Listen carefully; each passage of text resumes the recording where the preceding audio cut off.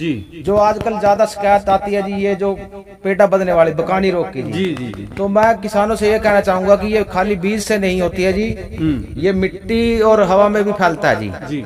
तो मैं ये कहना चाहूंगा कि किसानों को पहले अपना मिट्टी उपचार करें जी। जैसे मैंने मान लो एक बैग केचुआ खाद का लिया जी 50 kg का जी, और 2 kg ट्राइकोडर्मा पाउडर लिया। अच्छा। और 2 किलो सूडोमोनास लिया जी। अच्छा। तो इनको मिला के पहले नर्सरी डालने से पहले इसको खेत में डाला जी। कितने दिन पहले डाला है?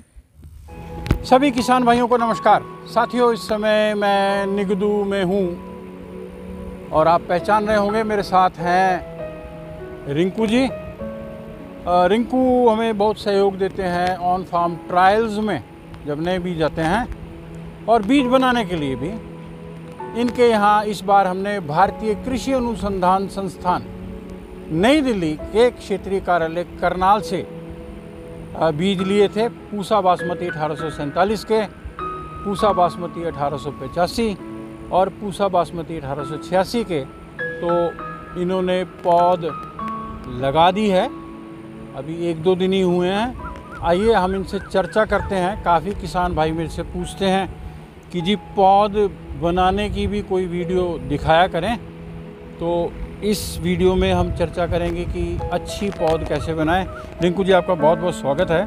और आप बताओ कि ये कौन कौन सी किस्में हैं? डॉक्टर साहब, ये हमने पूसा के अंदर करनाल से जो बीज दिवस था जी, उस पर हमने 3 वैरायटियाँ ली थी। एक तो ये 1847 ली थी जी। जी जी जी। और दूसरी ये 1885 ली थी जी। अच्छा। और तीसरी ये 1886 ली थी। अच्छा, तीनों ही किस्में आ गई? हाँ जी। 2 तो बासमती की होगी। हाँ जी। 1847, 1885 और 1886 और 1886। किसान भाइयों जो नए हैं हमारे इस चैनल पे, उनको मैं बता दूं कि पिछले साल ही इन शोधित नए बीजों को भारतीय कृषि अनुसंधान संस्थान नई दिल्ली ने मेला में वितरित किया था। इस बार काफ़ी बीज दिया उन्होंने। तो 1847 जो है पूसा बासमती, ये 1509 का शोधित रूप है। और 1885 जो है ये पूसा बासमती 1121 का शोधित रूप है। 1886 जो है ये पूसा बासमती 1401 मूछल का शोधित प्ररूप आया है। और भारतीय कृषि अनुसंधान संस्थान के मुताबिक इन तीनों ही किस्मों में नेक ब्लास्ट और बैक्टीरियल लीफ ब्लाइट, झुलसा और झोंका दोनों रोग नहीं आएंगे। इनका पिछले साल इन्होंने ट्रायल किया था, हमने बीज इनको दिया था थोड़ा थोड़ा। रिंकू जी, आप बताएं कि ये बीज आपने पिछले साल थोड़े थोड़े लगाए थे? हाँ जी डॉक्टर साहब। तो इस बार कितनी मात्रा है जो आपने बढ़ाई है? डॉक्टर साहब, इस बार ये तकरीबन हमें 8-8 एकड़ का बीज मिला जी, तीनों वैरायटियों का जी। अच्छा। हाँ जी।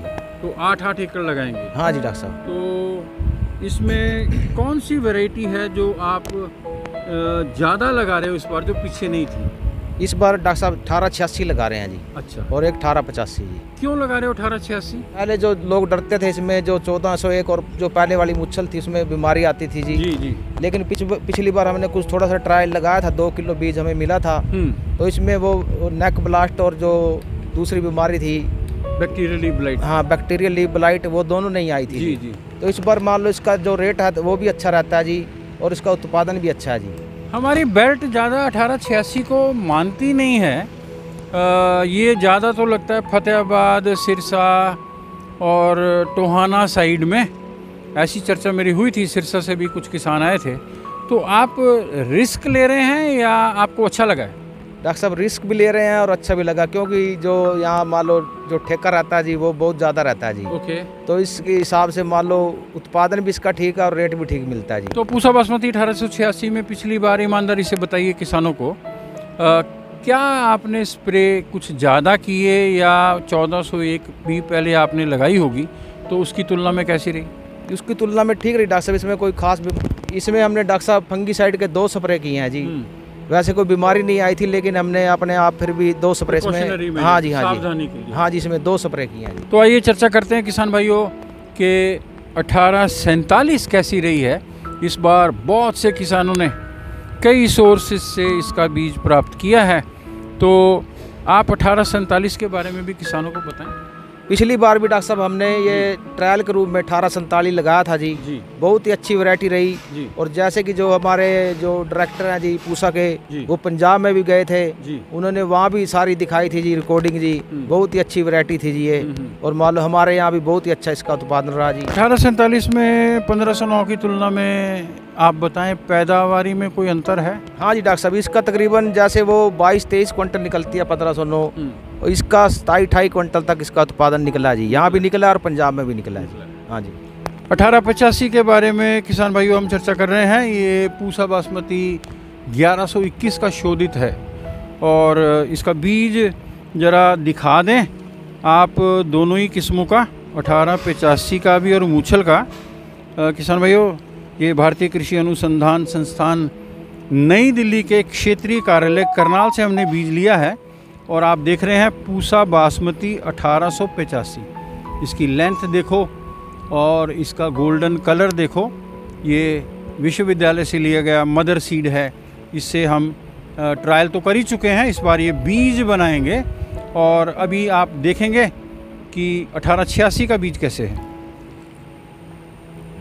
और ये 1886 का बीज है, हालांकि विश्वविद्यालय से है तो हल्का कहीं कहीं काला दाना है। तो किसान बड़ा इस पे डिस्कस करते हैं साहब कि जी दाना काला है, ये क्यों है? ये बारिश पिछले साल आ गई थी और हो सकता है उसके चलते इसमें थोड़ा दाग आया हो। आप इसकी मूंछ देखें या सौंठ देखें, आप टूडल देखें इसका, ये बहुत ही खूबसूरत है। और एक भैया अभी सिरसा से आए थे, उन्होंने बोला कि पिछले साल उन्होंने एक कंपनी के रिप्रेजेंटेटिव को एलनाबाद मंडी में इसका सैंपल दिखाया था और उन्होंने कहा था कि इसकी कीमत 50 रुपये प्रति कुंटल 1401 की तुलना में वो ज़्यादा देने को भी तैयार हैं, प्रोवाइडेड कि उसमें ऐसे स्प्रे ना किए गए हों जो अंतर्राष्ट्रीय मानकों पे खरे ना उतरते हों। आपने अब आज तारीख हो गई है साहब 28 मई, है ना? तो 28 मई को ये हम लगा रहे हैं और पीछे हम देख रहे हैं एक खेत तो अभी सूखा है, इसमें तो आप बोएंगे अभी कोई किस्म। उधर जो है आपने कौन से बीज बोए हैं? उधर जो है उधर डॉक्टर साहब जो 2 पटे हैं वो 1886 के हैं। 2 पटे मतलब क्यारी जो? हाँ, 2 क्यारी हैं वो 1886 की हैं जी। अच्छा। और उसके बाद एक क्यारी 1885 की है जी। ओके। और 2 इधर वाली क्यारी ये 1847 की है जी। अच्छा, ये 1847 की। तो किसान भाइयों इन्होंने क्यारी दिखा दी हैं। 2 क्यारी तो हैं 1886 की, हो सकता है वो कुछ ज़्यादा हो मात्रा में इनके पास, इस बार इनकी चाहत में है। और 2 हैं 1885 की, एक 1885, एक 1885। हाँ, इसका मतलब उसका कम बीज है। और 2 हैं 1847 की। 2 हैं। हाँ जी डॉक्टर साहब। तो इसी अनुपात में बीज बनेंगे। हाँ जी। तो आप किसानों को क्या कहना चाहोगे कि नर्सरी तैयार करने में? मैं डॉक्टर साहब किसानों को पहले तो यही कहना चाहूँगा कि पीआर वैरायटी में ज़्यादा इतनी दिक्कत नहीं होती है जी। जो आजकल ज़्यादा शिकायत आती है जी, ये जो पेटा बदने वाली बकानी रोग की जी। तो मैं किसानों से ये कहना चाहूँगा कि ये खाली बीज से नहीं होती है जी, ये मिट्टी और हवा में भी फैलता है जी। तो मैं ये कहना चाहूँगा कि किसानों को पहले अपना मिट्टी उपचार करें जी। जैसे मैंने मान लो केचुए खाद में 1 एकड़ के हिसाब से मान लो एक बैग केचुआ खाद का लिया जी 50 kg का जी। और 2 kg ट्राइकोडर्मा पाउडर लिया। अच्छा। और 2 किलो सूडोमोनास लिया जी। अच्छा। तो इनको मिला के पहले नर्सरी डालने से पहले इसको खेत में डाला जी। कितने दिन पहले डाला है इसको? आप जब पानी देते हो तब डाल दो जी इसको। अच्छा, जी। ओके। और बाद में बीज डालो जी। ठीक है। तो इससे ये रहेगा जो मान लो फंगस है खत्म हो जाएगी जी जमीन में जो है। और बीज उपचार भी मान लो, बीज उपचार तो करना ही करना है जी। और ये भी जमीन का भी जरूर उपचार करना। तो किसान भाइयों, हमने कई बार बीज उपचार के ऊपर चर्चा की है।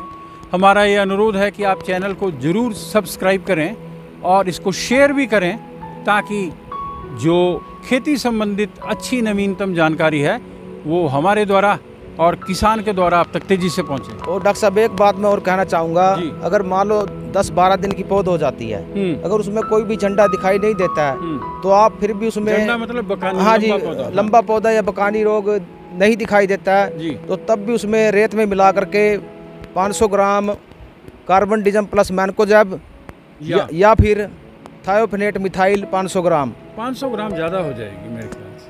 एक कनाल के लिए कह रहे हैं आप? नहीं नहीं, 1 एकड़ के लिए डॉक्टर साहब। 1 एकड़ के? हाँ जी, वो कनाल तो के क्यारी का वो कैलकुलेट कर लेंगे। हाँ जी डॉक्टर साहब। तो किसान भाइयों, आपने इनसे सुना कि आप मैंकोजेब प्लस कार्बेंडाजिम या थायोफिनेट मिथाइल को भी 12 दिन के बाद ज़रूर डालें, ताकि बकानी या झंडा जो रोग है जिससे पौधे कुछ कुछ लंबे हो जाते हैं, उनसे आपको निदान मिले। और कुछ कहना चाहेंगे? बस डॉक्टर साहब। ओके। हाँ जी। तो कितने दिन की पौध लगाएंगे आप? डॉक्टर साहब ये लगभग 25 और 27 दिन के बीच में अच्छी पौध तैयार हो जाएगी। हाँ फिर जी। इसकी रोपाई कर देंगे। हाँ जी डॉक्टर साहब। सभी किसान भाइयों, आप इनसे भी संपर्क कर सकते हैं, हमसे भी नई जानकारी के लिए आप संपर्क कर सकते हैं। सबको ढेर सारी शुभकामनाएं। नमस्कार।